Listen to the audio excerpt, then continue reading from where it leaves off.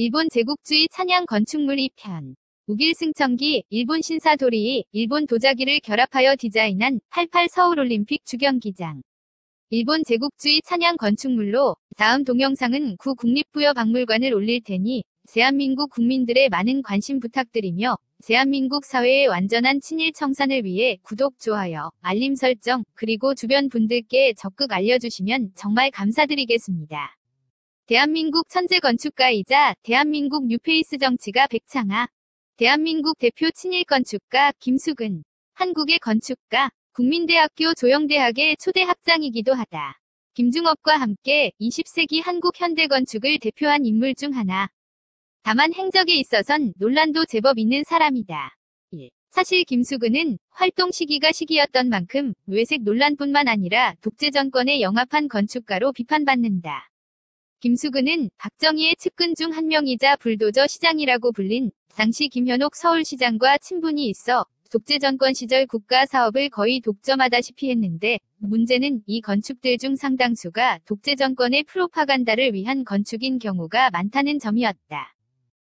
18살 어린 나이에 6.25 전쟁 학도병으로 참전한 후 주한미군에 차출되어 2년간 군복무를 하시다가 군생활 7년 만에 25사단에서 전역하신 나의 아버지보다 신일 건축가 김숙은은 2살 위였다. 그러나 김숙은은 6.25 전쟁이 일어나자 서울대학교 건축학과 2학년을 중퇴하고 부산으로 피신을 한 후 곧장 일본으로 밀항하여 도망을 갔다. 친일 건축가 김숙은은 6.25 전쟁이 끝난 10년 후 다시 한국으로 돌아와 서울대학교 교육학과 출신이자 박정희 대통령의 조카 사위이면서 박근혜 대통령의 형부였던 정치인 김종필에 의해 반공분과위원장이란 직책을 맡게 된다. 그리고 정치인 김종필, 서울시장 김현옥 등과 같은 독재 정권 정치 세력과 결탁하며 대한민국 건축계를 완전히 장악하였고, 이후 대한민국 사회에서 화려한 삶을 살았다. 이것이 바로 옳지 못한 대한민국 역사이며 반드시 청산해야 할 대한민국 친일반공 역사다.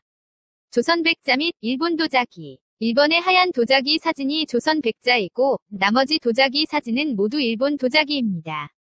4번의 청색 일본 도자기는 일본에서 대형 화로로 많이 사용을 하지만 수초 등을 키우는 어항으로도 사용한다고 합니다. 그러므로 김숙은의 88 서울올림픽 주경기장의 디자인은 일본 도자기 곡선 형태를 모방하여 디자인한 것이 100% 맞습니다. 아래 글은 임진왜란 때 일본으로 강제로 끌려간 조선인 도곰과 6.25 전쟁 때 일본으로 밀항한 자신을 똑같은 처지로 비유한 친일 건축가 김숙은의 인터뷰입니다. 흔히 올림픽 주경기장을 보며 백자를 닮았다 평합니다. 사람들의 이런 이야기에 김숙은은 나는 이조백자에 대해 이야기한 적 없다. 다만 이조백자를 빚은 도공의 마음으로 설계했다고 이야기했습니다. 건축가의 마음을 사람들이 읽어낸 소통의 건축을 보여준 놀라운 기적이었죠. 88 서울올림픽 주경기장의 우길승천기 등 디자인 결합 과정. 1번 사진의 일본 신사도리이처럼 도리이의 기둥을 수평 방향에서 수직 방향으로 90도 회전시킵니다. 수직 방향으로 90도 회전시킨 도리이 기둥을 상부부보다 더 높게 돌출시킵니다. 참고로 8번 사진 구국립부여박물관 지붕 위 돌출된 빨간색 V 골조처럼 도리이 수직 기둥을 상부부 위로 더 길게 빼냅니다. 도리이 상부부 위까지 돌출시킨 수직 기둥을 2번 사진 속 빨갛게 표시한 일본 청자 상부 지붕면까지 연결합니다. 그러면 4번 사진처럼 도리이 기둥이 변형되어 주경기장 외벽 기둥이 됩니다. 그리고 나서 도리이 수평 상부보와 하부보를 양쪽에서 힘을 가해 밀면 2번 사진 속 일본 청자처럼 둥글게 휩니다. 수직 방향으로 90도 회전시킨 도리이 기둥을 도자기 가장자리 벽면 위치에 놓으면 4번 사진처럼 88 서울올림픽 주경기장 외벽 기둥과 벽면보의 모습이 됩니다. 그리고 90도 회전시켜 변형시킨 도리이 수직 기둥을 3번 사진 속 우길승천기의 빗살무늬처럼 원과 도자기 중심에서 360도 회전시키면서 80개의 기둥을 배치하면 5번 사진 속 검은 점처럼 도리이 수직 기둥들이 자리하게 됩니다. 2번 사진 속 일본 청자처럼 80개의 도리이 수직 기둥을 모두 도자기 형태대로 직선에서 곡선으로 부드럽게 꺾어줍니다.